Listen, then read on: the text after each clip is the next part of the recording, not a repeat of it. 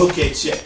Since this is Black Music Month, I thought it would be fitting for me to do a video on the topic of go-go music, since that's the music I grew up in, go-go music.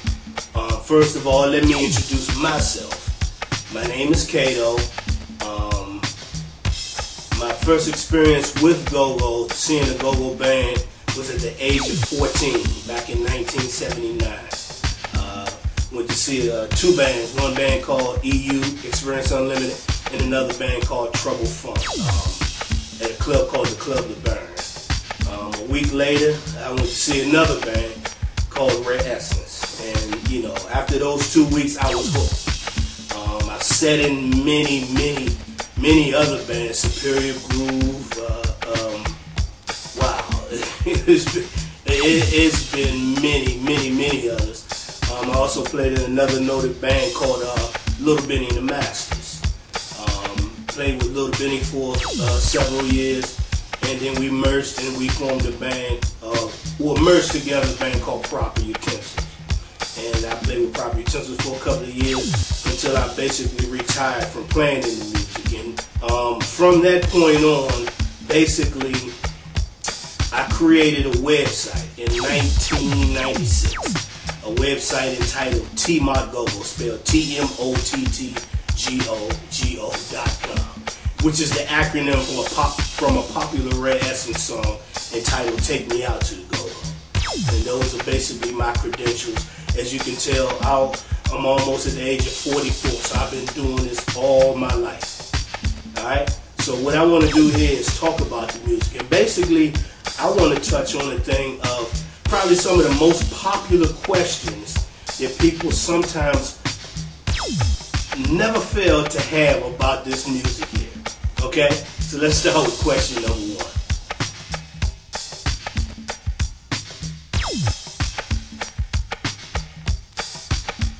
This is a question here that's you're going to get many different answers from many different people within the go-go community. And none of them will be wrong, in all honesty.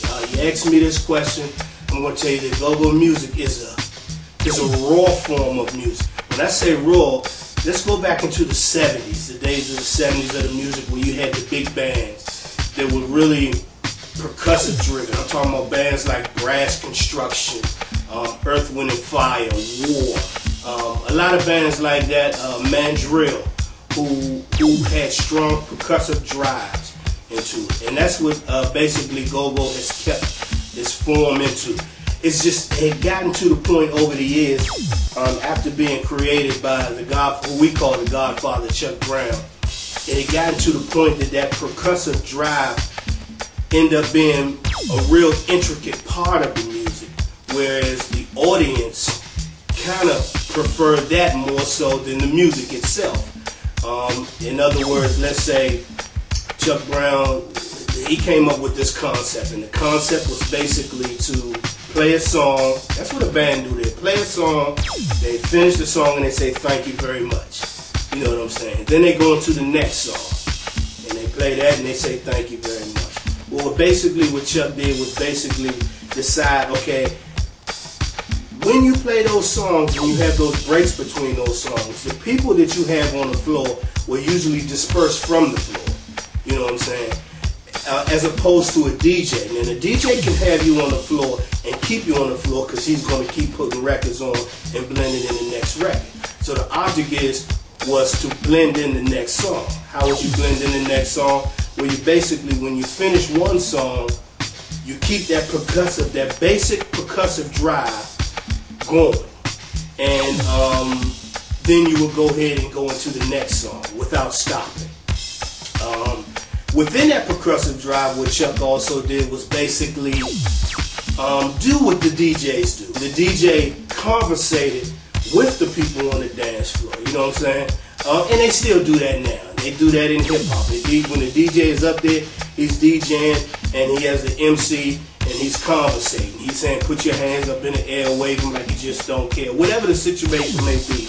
So that's what it became in that percussive interlude between the songs, where your main person on the mic would have a conversation with the audience. How y'all doing out there? Where y'all from? Where y'all from? How you doing, sweetheart? Come on up here so I can see you a little closer. A little something like that. So that's basically how go-go really got started. And like I said before, it had gotten to the point where the accents on those percussive interludes became real important to the audience. They kind of dug those parts more so than the songs. If you got the percussive driving real strong like that, you're basically going to have creativity within that percussion.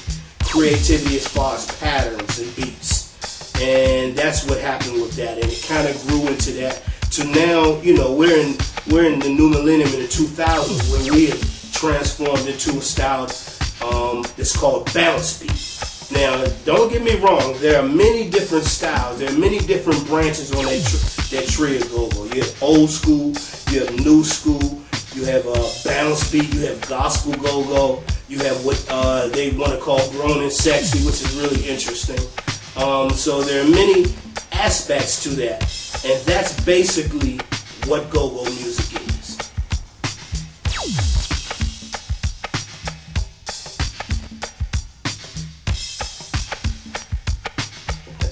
Okay, this is a question that we get all the time from folks outside of the industry, outside of the DMV area, who really are curious or don't understand about that. Let me break it down like this.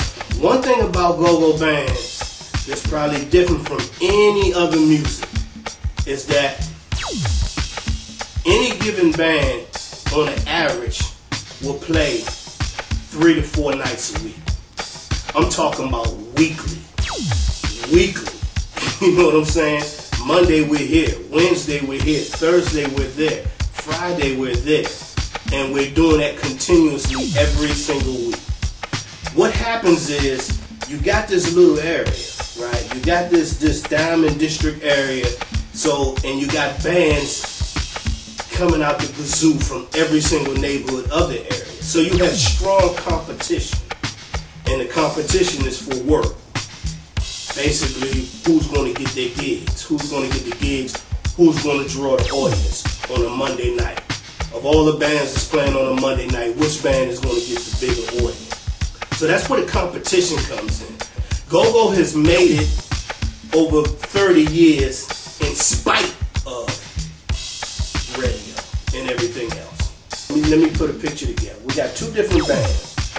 And all day long, my customer, my consumer who comes to see me has the radio on. When they're driving, they got the radio playing. When they're in the car, at work, they got the radio playing.